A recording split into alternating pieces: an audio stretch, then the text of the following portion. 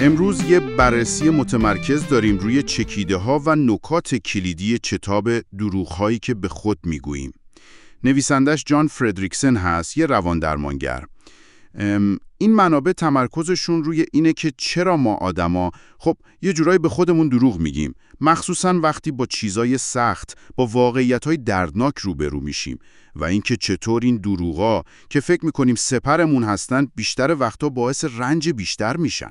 درسته، و هدف ما هم تو این گفتگوی کوتاه اینه که ببینیم چرا از دید فردریکسون توی این نوشته‌ها اتفاقاً رفتن به سمت حقیقت، حتی حقیقت‌های تلخ، میتونه مسیر رهایی باشه، مسیر بهبود، یه زندگی واقعی‌تر. خب، برید شروع کنیم؟ بسیار خوب. پس نقطه شروع بحث توی این منابع یه ایده خیلی محوریه. ما واسه فرار از درد به خودمون دروغ میگیم. مثل یه مسکن میمونه. ولی خب موقتیه. مشکل اصلی رو که حل نمیکنه هیچ، تازه در بلند مدت بدپرش هم میکنه. یه جمله کلیدی هست تو فصل اول که میگه فرار از احساساتمون باعث میشه دروغ‌های بیشتری بگیریم که رنج بیشتری میآفرینند. انگار توی یه دور باطل میافتیم. اینه که این خودفریبی خیلی وقتا اصلا دیده نمیشه. ما فکر میکنیم یه ایراد اساسی داریم، یه نقص ذاتی، فکر میکنیم من مشکل دارم. در حالی که طبق این تحلیلا مشکل اصلی اون فرار کردن است، اون اجتناب از روبرو شدن با حسمون، با واقعیتمون. خود اون دروغا دارن آسیب میزنن، نه اون حقیقت اولیه‌ای که ازش در میریم. پس سوال اینه که چطوری این کارو میکنیم؟ چطور از حقیقت در میریم؟ این منابع چند تا راهکار خب رایج رو میگن. یکیش که خیلی واضحه انکاره. بله، انکار. مثلا یه اتفاق بدی افتاده، ما کلا میگیم نه اینطوری نیست. یا مثلا فرار کردن تو چیزای دیگه مثل کار زیاد یا سرگرمی‌های افراطی، فقط برای اینکه با اون حس واقعی تنها نباشیم. کاملا. و یه مکانیسم دیگه هم هست که خیلی روش تاکید شده، فرافکنی، به خصوص تو فصل 3. فرافکنی یعنی چی؟ یعنی به جای اینکه ببینیم چه حس بدی یا چه مشکلی تو خودمون هست، همونو تو بقیه میبینیم، میندازیم گردن دیگران. اینجوری دیگه مجبور نیستیم با خودمون روبرو بشیم. یه جا تو منابع دقیقاً میگه به جای اینکه بپذیریم چه کرده ایم، مشکلاتمان را به گردن دیگران میاندازیم. راحت ترین راه دیگه، نه؟ آها، بله. راحت ولی خب مشکل ساز. خب حالا اگه اینا راه فرارن، راه حل چیه؟ این نوشته ها همش میگن باید شجاعت داشت و با واقعیت روبرو شد، هر چقدرم سخت باشه. یه مثال خوبی هم میاره از اون مادر و پسرش؟ آره، همون. مادری که بچهش اوتیسم داره و مدت‌ها نمیخواسته قبول کنه. دنبال اون بچه نرمال تو رویاهاش بوده. ولی وقتی بالاخره میپذیره، انگار یه آرامش و یه عشق واقعی‌تر پیدا میکنه. دقیقاً چون پذیرش اون واقعیت سخت در ارتباط واقعی رو باز کرده و این روبرویی فقط با واقعیت‌های بیرونی نیستا، با تجربه‌های درونی هم هست. مثلا سوگواری. سوگواری؟ آره. فصل 2 میگه سوگواری یه بخش طبیعی و لازمه برای بهبوده.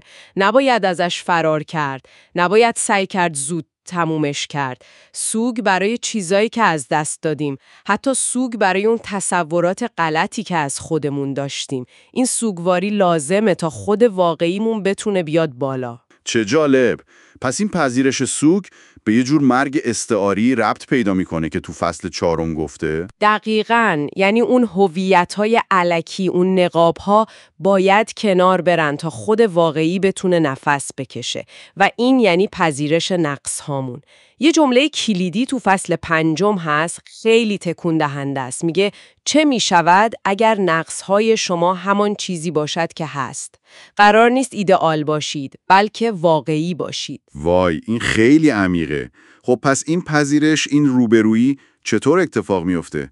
کمک گرفتن چی؟ مثلا تراپی؟ دقیقاً، نکته مهمیه. فصل اول میگه درمان یعنی تراپی فقط یه سری تکنیک نیست، یه رابطه است، یه فضای امن انسانی که توش تشویق میشی با حقیقتت روبروشی، با همون چیزایی که ازشون فرار میکردی. درمانگر کمک میکنه از اون حالت فرار بیای بیرون. پس یه جور همراهی تو مسیر روبرویی با حقیقته. دقیقاً. و این روبرویی با خودمون حتما روی رابطه هامون با بقیه هم اثر میذاره، نه؟ 100%. فصل 6 دقیقاً همینو میگه. وقتی ما دست از فرافکنی برمیداریم، وقتی خودمونو با همه خوب و بدمون میپذیریم، تازه میتونیم بقیه رو هم واقعی ببینیم و دوست داشته باشیم، نه اون تصویری که خودمون ساختیم یا انتظاراتی که داریم. پس یعنی دوست داشتن واقعی آدم‌ها، همون جوری که هستن. بله، پذیرش واقعیت هم مال خودمون هم دیگران. این میشه پایه یه ارتباط عمیق و سالم. خب پس اگه بخوایم یه جمع‌بندی برای شما داشته باشیم، به نظر میرسه پیام اصلی این منابع اینه. ببینید، خودفریبی هر چقدر وسوسه انگیز باشه، آخرش مانع رشده، مانع رهاییه.